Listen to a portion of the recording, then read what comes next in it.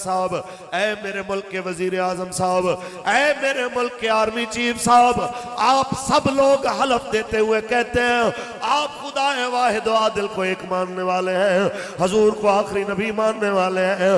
आप कहते हैं कि इस मुल्क का जनाब आईन कुरान और सुन्नत के ताबे है।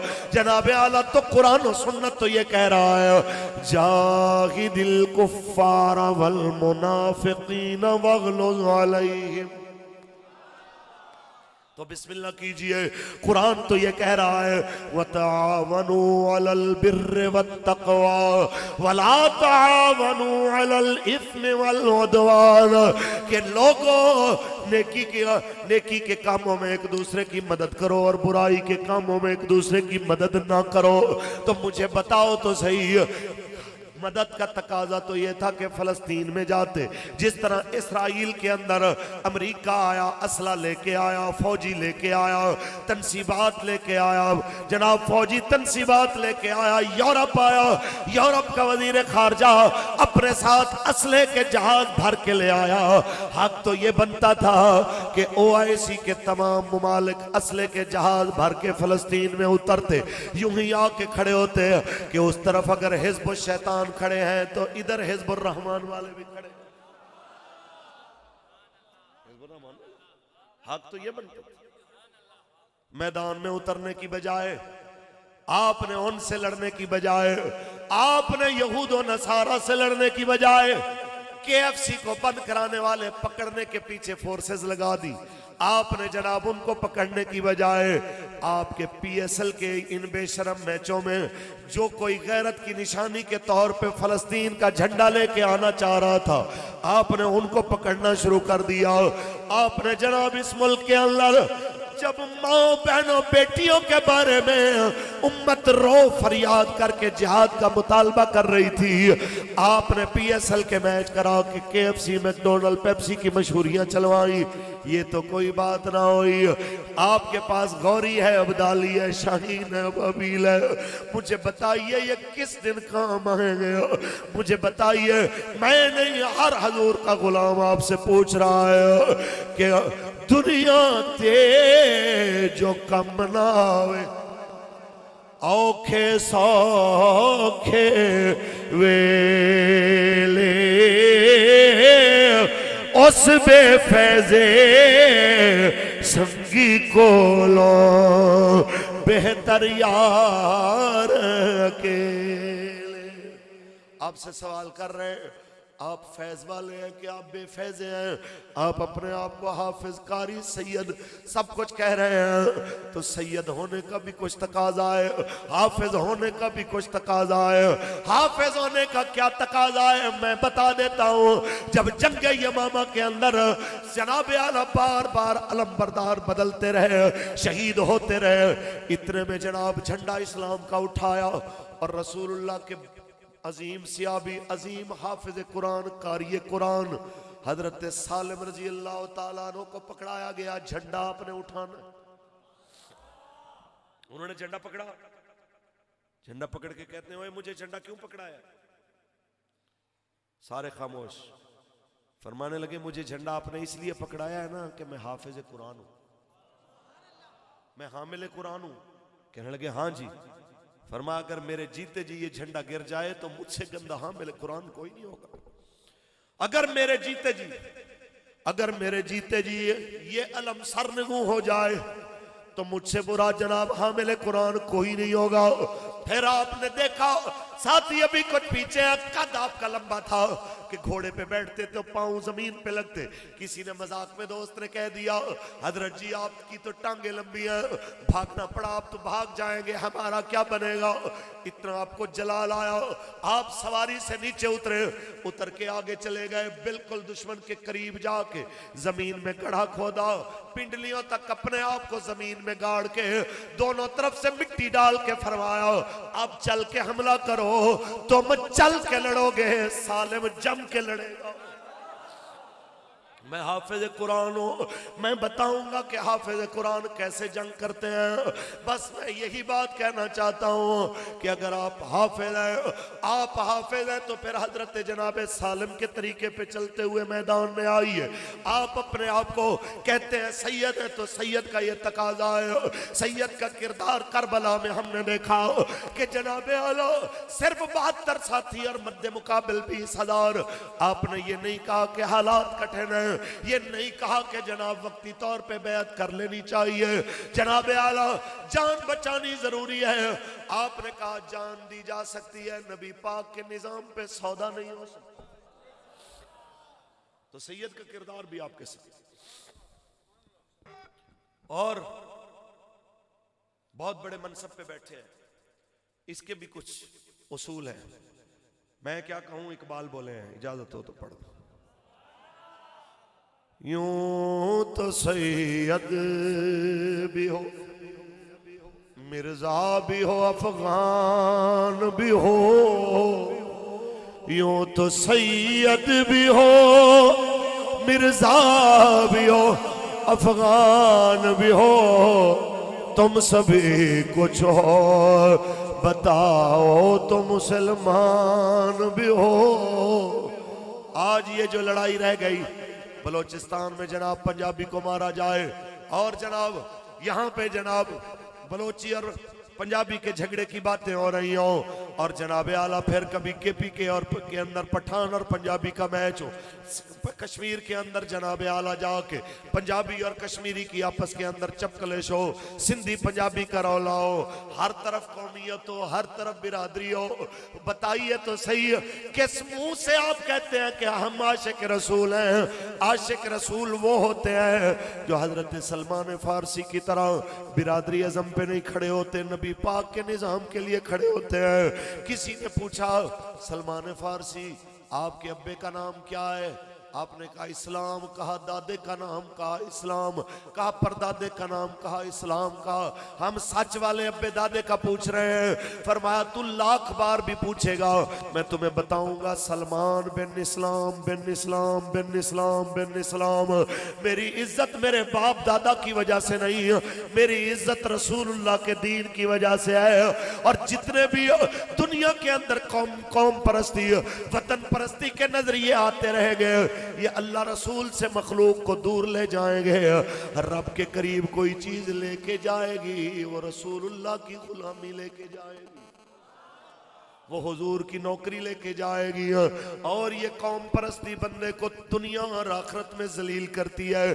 कहते हैं मौलाना देखें ट्रंप भी तो कर रहा है, देखें न जनाब आला ट्रंप ने भी तो गोरे और काले की तफरीक कर दी, उसने काले निकाल दिए, फलां कर दिया, ये कर दिया।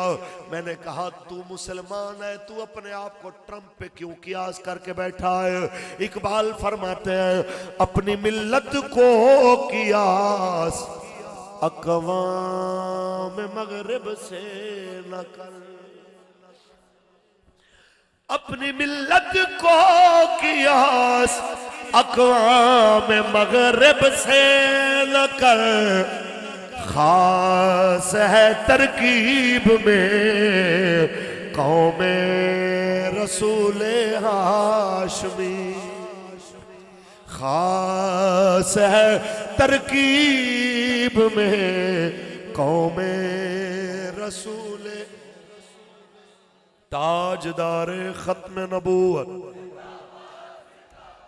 उसी जंगे ओहद के अंदर, उसी जंगे ओहद के अंदर हजरत शम्मास रजी अल्लाह ताला अन्हु, हजरत शम्मास बिन उस्मान, ये कौन सियाबी हैं? ये वो सहाबी रसूल हैं। जब इन्होंने देखा दुश्मन ने रसूलुल्लाह को देख लिया और बेदरेग हर तरफ से तीर आ रहे हैं, तो उन्होंने हुजूर के गिर्द यूं तेजी से भागना शुरू किया।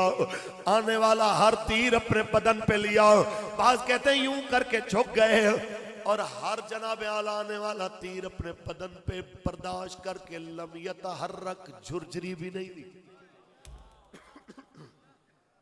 और सहाबा कहते हैं जब तीर खत्म हुए दुश्मनों के, तो ऐसे उठ के खड़े हुए, कल कन्फुस इस तरह लग रहा था जिस तरह पंजाबी कहते हैं से जा रही होगी, कि सारा बदन तीरों से छलनी एक बार भी नहीं कहा हुजूर आपके लिए इतने तीर लग गए मुझे। फिर बाद में क्या हुआ, बाद में जिस वक्त जंग और शिद्दत इख्तियार कर गई तो इनको आपके काफरों ने इतना तलवारों से टुकड़े किए, इनका कीमा कर दिया, लाश भी नहीं पहचानी जा रही थी। इनकी बहन ने इनकी छोटी उंगली के पोरे से नाखून से पहुंचाया ना कि ये उंगली मेरे भाई की। मुझे सिर्फ इतना बता दीजिए कि अपने कीमे करवा के रसूलुल्लाह के सियाबा कहें कि फिर भी फुज़्तु बिरब्बिल काबा, काबे के रब की कसम हम कामयाब हो गए। आपके पास सामान हर्ब भी हो, आपके पास लड़ने के लिए फौज भी हो, नीचे सिपाही लड़ने के लिए बेताब भी हो कि वो कह रहे हो कि सारी जिंदगी बंदूकें साफ करते गुजर गई है यार, कभी तो वो वक्त आए जब बैतुल मुकद्दस के लिए निकले, कश्मीर और फलस्तीन की माओ बहनों बेटियों के लिए निकले। किबला बिस्मिल्लाह कीजिए। ये कमाल नहीं है कि रकबे किसको ज्यादा मिले, ये कमाल नहीं कि जजीरे किसको ज्यादा मिले, कमाल यह है कि रसूलुल्लाह के नाम पे जान की कुर्बानी कौन आला तरीके से पेश करके गया। याद रखिए, इससे बढ़कर और कोई बेहतर तरीका नहीं हो सकता कि बंदा अपने आप को रसूलुल्लाह के दीन के लिए वक्फ कर दे। ताजदारे खत्म नबूवत हमें कहते हैं मौलाना, मौलाना बहुत मुश्किल है हालात जिस तरह के आप पेश कर रहे हैं। बाकी जनाब आलम आपकी बात हमें समझ नहीं आती। मैंने कहा समझा तो मैं बड़ा अच्छे तरीके से समझा सकता हूँ। मैं क्या अल्लामा मोहम्मद इकबाल की जुबानी में मैं उनकी जुबानी समझा सकता हूँ, लेकिन बात वहीं पे आके रुकती है। इकबाल कहते हैं बयां में नुक्ता है तौहीद आ तो सकता है, बयां में नुक्ता है तौहीद आ तो सकता है, तेरे दिमाग में बुत खाना हो तो क्या कहिए, बयां में नुक्ता है तौहीद।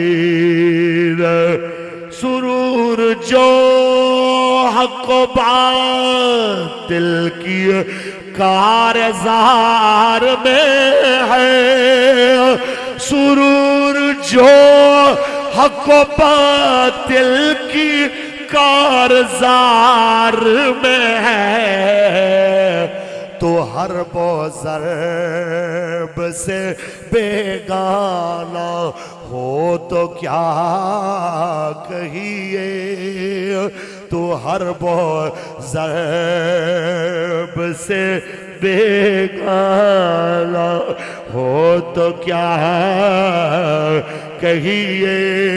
कहते हैं जी असी गरीब हो जावांगे, असी माड़े हो जावांगे, मईशत डुब जाएगी। और झले आ जिथे 42 साल जंग लगी रही, ओ अफगानी मुसलसल जंग तो बाद जदों मौका हुकूमत दा मिलिया, निज़ाम हुकूमत हजूर दे दीन दे मुताबिक बगैर सूद दे जनाब आला मईशत खड़ी करके अज तेरी ते मेरी मईशत तो 400% अपनी करंसी ते मईशत उत्ते ले जाके तेनों दस गए कि तेरे कोल ते उस तो वड्डा रकबा, वड्डियां सड़कां, बेहतरीन डैम, बेहतरीन रेलवे का निज़ाम, सारा कुछ ते नहरी निज़ाम ते डैम शैम ते दरिया मौजूद, फिर भी तू थल्ले जा रहे आए।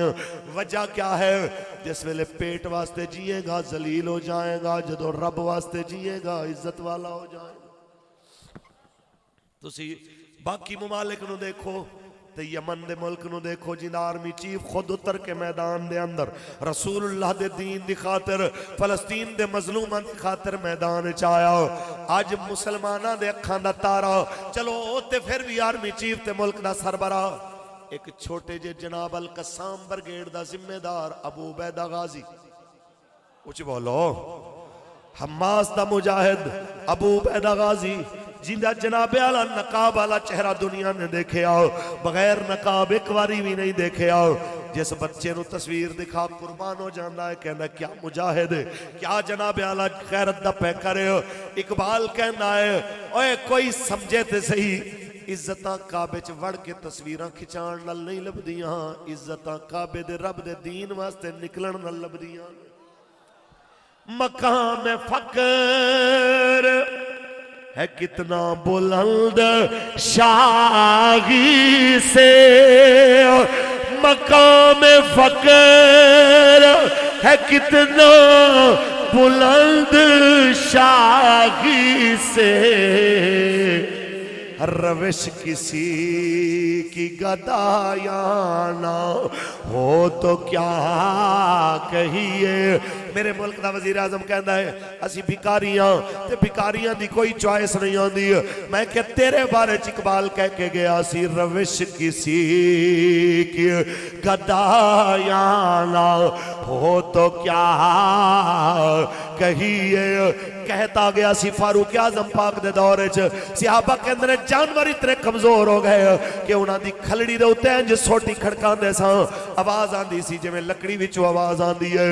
लेकिन फारूक आजम ने एक लम्हे वास्ते नहीं आख्या कैसरो किसरा नाल सुलह करो ते दाने मंग लो,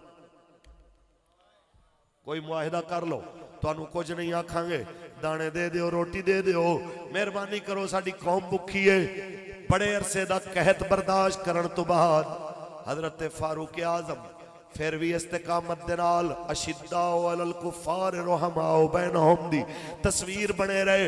इस वास्ते दुनिया अज लिखण ते मजबूर है। 10 साल होर उमर रहिंदा धरती ते इस्लाम बगैर कोई मजहब ना होंदा।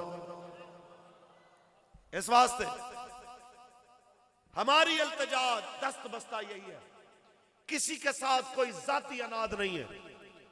पहली तो आवाम के लिए दावत है कि खुदा के लिए अपने बच्चों को जरूर पढ़ाएं, पर ऐसे इदारों में पढ़ाएं जहां पढ़ाने वाले भी गैरतमंद हैं, सरपरस्ती करने वाले भी गैरतमंद। अपने बच्चों को पढ़ाएं तो ऐसे इदारों में पढ़ाएं जहां मुल्क की मोहब्बत भी सिखाई जाती है, जहां रसूलुल्लाह की मोहब्बत उससे पहले सिखाई जाती है।